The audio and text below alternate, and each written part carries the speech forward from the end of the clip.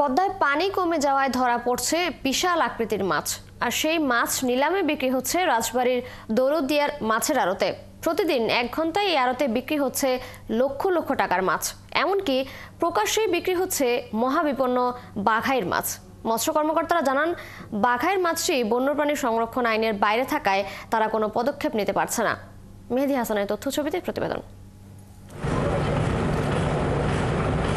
ভোর হলেই ক্রেতা বিক্রেতার হাক ডাকে মুখর হয়ে ওঠে রাজবাড়ীর দৌলতদিয়ার মাছের আড়ত। শুরু হয় উন্মুক্ত নিলাম। মাছ ব্যবসায়ী ও খুচরা ক্রেতারা একত্রে অংশ নেয় এখানে। যে বেশি দাম হাঁকেন সেই পেয়ে যান মাছ। এলাকার লোকজন জানান, পদ্মার ইলিশ, পাঙ্গাস, আইড়, চিংড়ি, বেলে সহ সব ধরনের মাছ পাওয়া যায় এখানে। দৌলতদিয়া পদ্মা নদীর মাছ আসে, ভালো ভালো মাছ আসে, রুই, পাঙ্গাস, ইলিশ, চিংড়ি। পদ্মা নদীতে অনেক পাইকার আসে বহুত জায়গা থেকে। ফরিদপুর, রাজবাড়ী, শিবরামপুর, বসন্তপুর, ফরিদপুর সম্পূর্ণ মাছ আছে। সীমিত মূল্যের ভিতরে এই মাছগুলো পাওয়া যায়, যে কারণে দূর দূরান্ত থেকে মানুষ এখান থেকে মাছ ক্রয় করে। মাছ ব্যবসায়ীরা জানান, জেলেরা প্রচুর মাছ নিয়ে আসেন এই বাজারে, আর পদ্মার মাছ কিনতে দূর দূরান্ত থেকে আসেন ক্রেতারাও। প্রতিদিন অন্তত 15 থেকে 20 লক্ষ টাকার মাছ বিক্রি হয় বলে জানান তারা।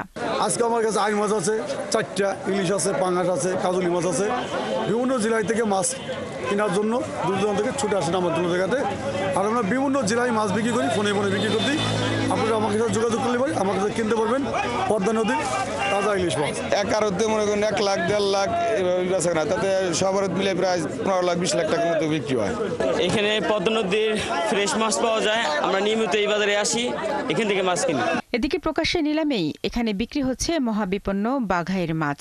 এ নিয়ে মৎস্য কর্মকর্তারা বলছেন, বাঘাইয়ের মাছটি বন্যপ্রাণী সংরক্ষণ আইনে পড়ায় তারা কিছু করতে পারছেন না। এটা মৎস্য সুরক্ষা ও সংরক্ষণ আইন এটা আসলে ব্যবহার করেনি, যার কারণে আমরা আমাদের পক্ষ থেকে এখানে এই বাঘার মাছটা বিক্রি হলেও বা ধরলেও আসলে আমাদের সেরকম কোনো কিছু করার সুযোগ নেই। রাজবাড়ীর দৌলতদিয়া ঘাটে এপারে পদ্মা আর মধ্যে যমুনা নদী বয়ে যাওয়ায় এখানে মাঝে মধ্যেই ধরা পড়ছে রুই, কাতলা, পাঙ্গাস ও বাঘের সহ বড় বড় মাছ। শারমিন স্বপ্না, ৭১।